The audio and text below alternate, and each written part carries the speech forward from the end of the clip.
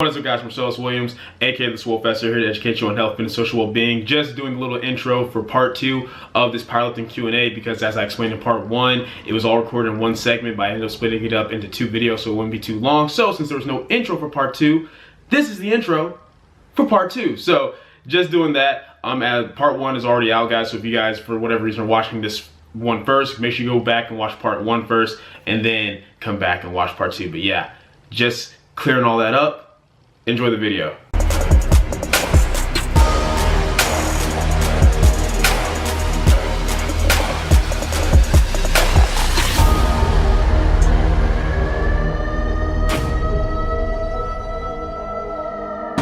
Next question, does high intensity or high volume put you at a greater risk for injury? I'm gonna go ahead and let you start that one off, man. The answer to that is no, but it's yes and no. We're actually, the scope at which you're talking about it's different from person to person. I've literally met people that can run high intensity and they're able to keep it up and they don't get injured. And then I've met people that you up their intensity a little bit with their volume and they just snap. So like that question is more depending on your background and your things like that. I know a lot of people that come from football or wrestling backgrounds, they have this high mental stress type of curve that they have. They're just able to push a little bit harder than a lot of people that I guess don't run into high stress situations all the time. Former military as well. I coach someone that's a former military, and I feel like he's just able to push past these little mental barriers and things like that. He can run a little bit higher volume without stressing out because of his background. Yeah. So really, it comes down to what you respond well to. And now I will tell you, for the general population, running high intensity and high volume together, you can run you're running the risk of raising your fatigue levels and then further after that injuring yourself. I've learned that firsthand. That's the biggest thing, guys. Keep in mind when it comes to building strength, it takes both, right? Like, we need a certain amount of volume, a certain amount of workload that we're constantly increasing in order to build muscle and get stronger. We need a certain amount of intensity to keep our bodies trained to working with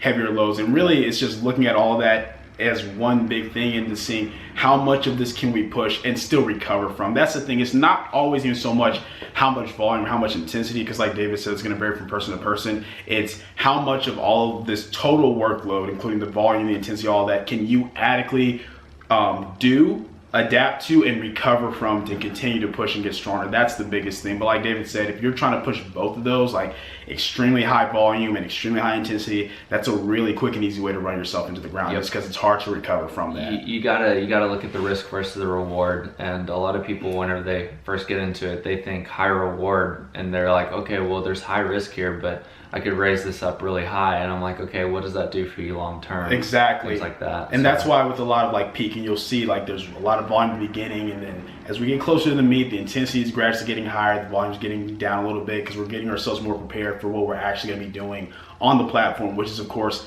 high intensity, very little actual volume, right? Because we're just doing singles and stuff like that. But yeah, it's not so much one or the other. It's looking at everything in the grand scope. All right, next question. Does Wilks matter more or your total? And this is a really good question because those of you who aren't involved in powerlifting wouldn't know this, but there's a lot of debate going on about this right now, like just online or in the powerlifting social media world. Like basically it's like people are saying things like Wilks favors really light lifters, really heavy lifters. So, oh, Wilks doesn't matter, it's all about the total. For those of you who don't know, Wilks is pretty much like your pound for pound score. Like, it's the way that we compare lifters across weight classes, whereas your total is what we look at when it comes to your weight class. Like, even like I said, the top of my weight class is 163, right? So even though let's say I weigh in at 163, somebody else comes in and weighs in at 158 pounds. If I lift more total weight than him, I will win as far as the weight class. But if he lifts more total weight compared to his body weight than I do, then he'll have a better Wilks score. So this question is pretty much like which matters more. I'm gonna approach it from this standpoint. In terms of your actual your progression as a lifter, like actually getting stronger, I'm gonna say your total matters a little bit more. Like, if your total stays the same, right, but you just keep cutting more and more weight, your Wilks score will go up, but obviously you're not really progressing. You're not actually getting stronger. You're not actually getting better at these lifts. So I think in the long term, you definitely want to work on increasing your total.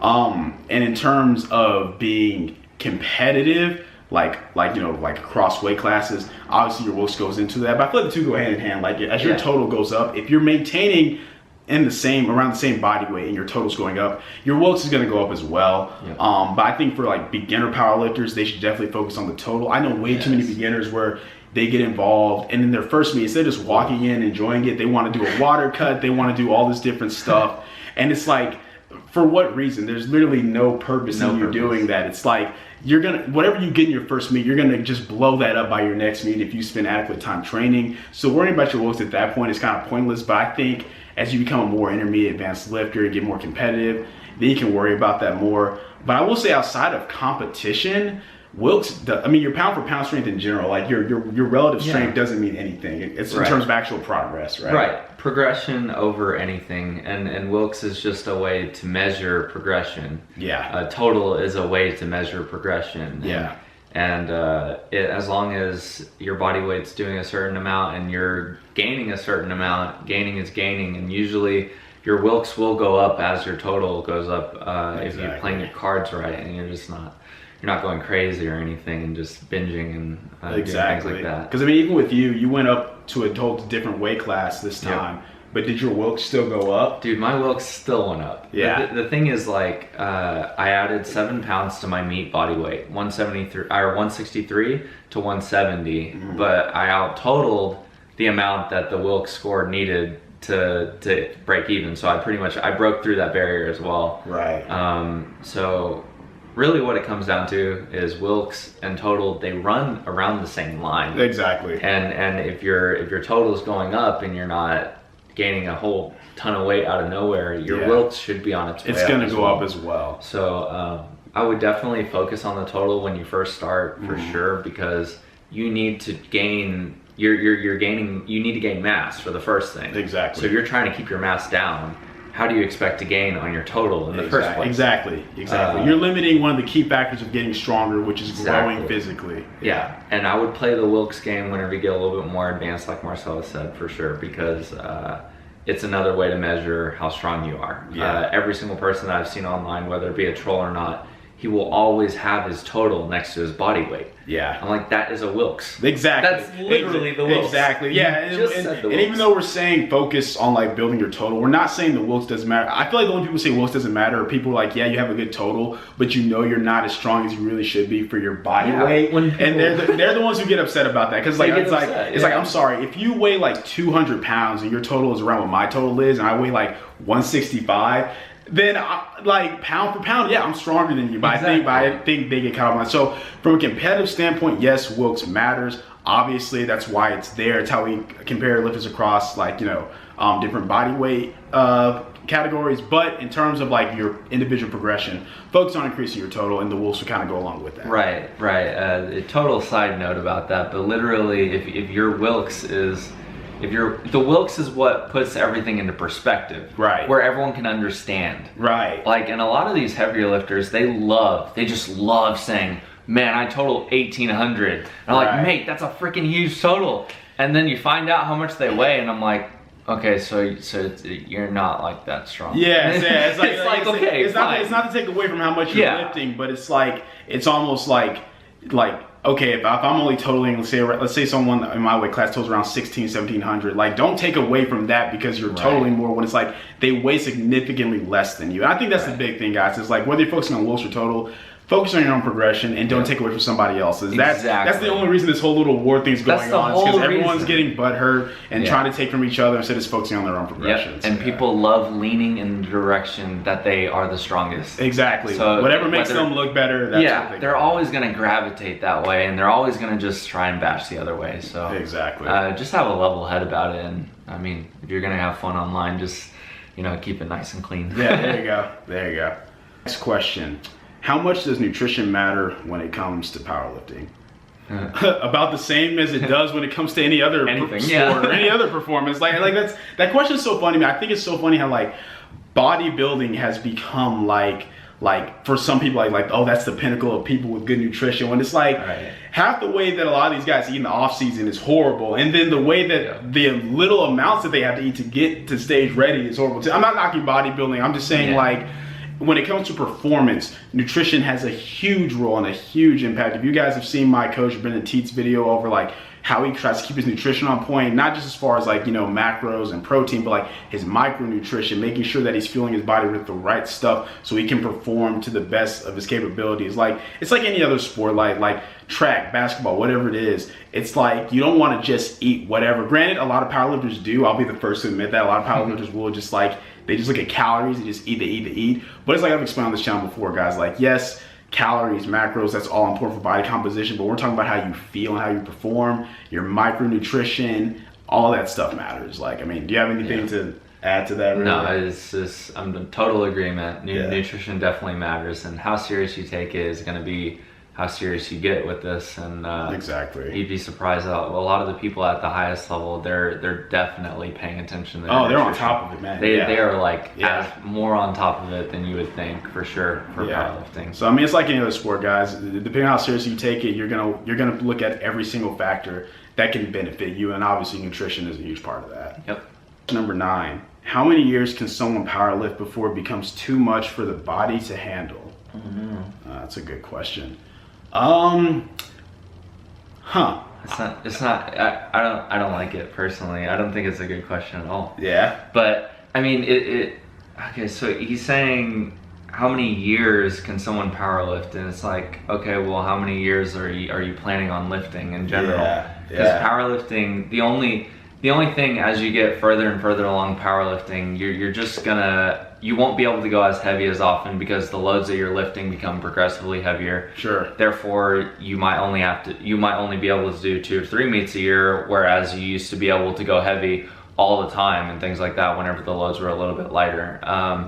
As you get more advanced, your body can't handle going heavy all the time, and you're loading progressively heavier loads per your body weight all the time. So you'll see a lot of this submax training, and it becomes very useful in doing this. So, and this is where the whole like, you're going to utilize volume a lot more than intensity, meaning, as like we said, as you get closer to a meet, you're going to push the intensity more, obviously, but like you said, submax training, working with things like RPE 6 to 7 or percentage based like 70 to 75% of your 1 rep max, doing a lot of workload with that and increasing that workload over time, pushing that volume over time. And like David said, it's pretty much like anything else. It's like how long you do this is going to very much depend on how you go about your training, and then individual things like your personal genetic recovery, things like that. But like I explained in past videos, guys, there's a difference between general strength training and then powerlifting, right? If you're just going heavy on the big 3 all the time,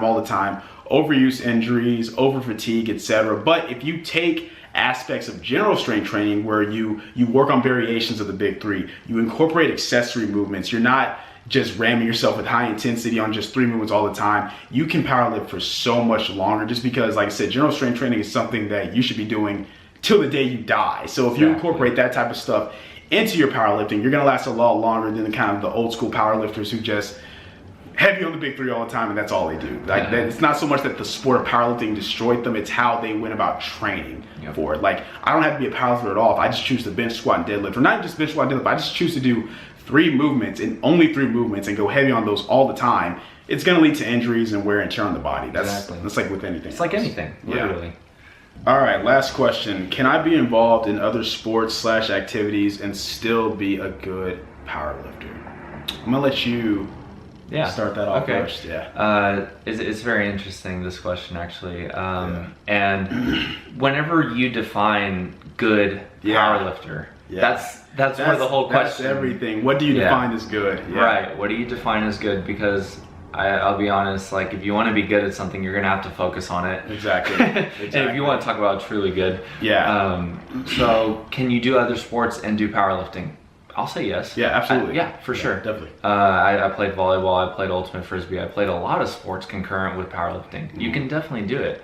Now, what you need to look at is what this brings. So in powerlifting, there's these things called outside stress.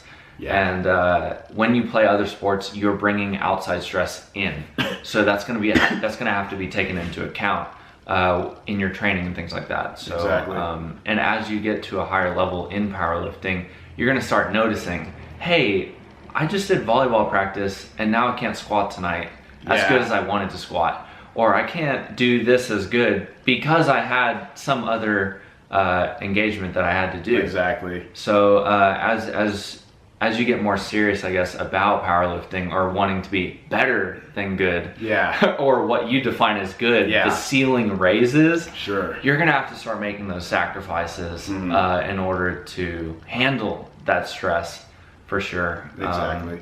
Completely agree. It's like, it's like those of you, like I have clients, right, where if they have an extremely like taxing job, that's manual labor, I take that into account with their training or their programming. And it's just one of those things where if you think about that, just like a job where maybe like you're lifting box or something, how that and other outside stresses, like David said, can have an impact on your training. How much more is playing an entire other sport, which is going to induce way more fatigue. So it's kind of like you said, what you define as good. I'll say this, you will never be the best that you can be at anything if your attention is split like in 5 other different endeavors, you know what I mean? And that doesn't mean that you can't be working on different things at once, right? Like I'm not saying like, oh, you can't be a YouTuber or have a normal job and be a powerlifter. I'm not saying that, but if I'm doing 3 different physical endeavors that take a lot of energy, I'm only gonna be so good as the energy I have for each of those 3. Whereas if I cut 2 of those things off and I focus it in on that one physical endeavor, like you said, the ceiling for what I can do just goes way up. Like when I first started getting involved in lifting in general, not even powerlifting, I was still really big in MMA. I enjoyed sparring and everything like that.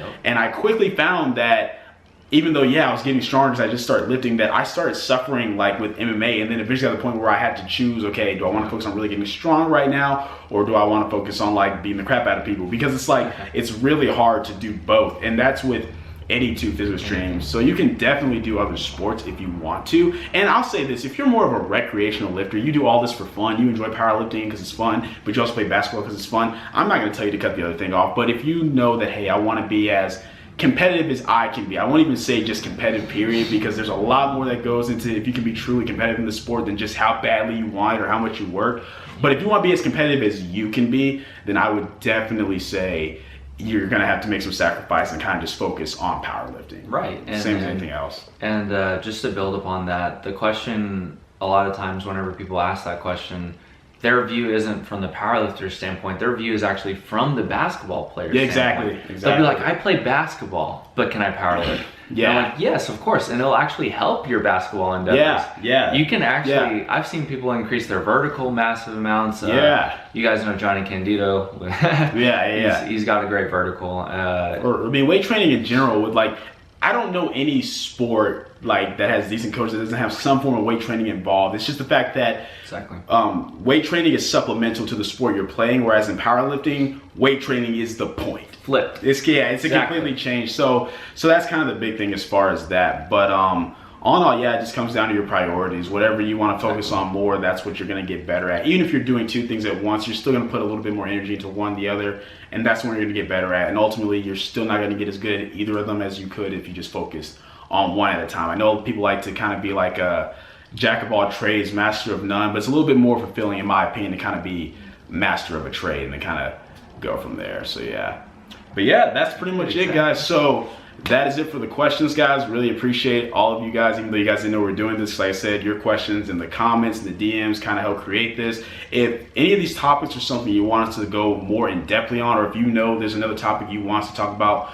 more in-depthly, specifically relating to powerlifting, definitely let me know in the comments down below. Dave and I will get together again and do this again. We know this one was a little unorthodox, a little bit different. I haven't decided if it's going to be like just 1 video or 2 yet, but just wanted to go through the questions and just discuss the stuff and answer it. So if you guys enjoyed this video, go ahead and leave a comment down below letting us know that you did.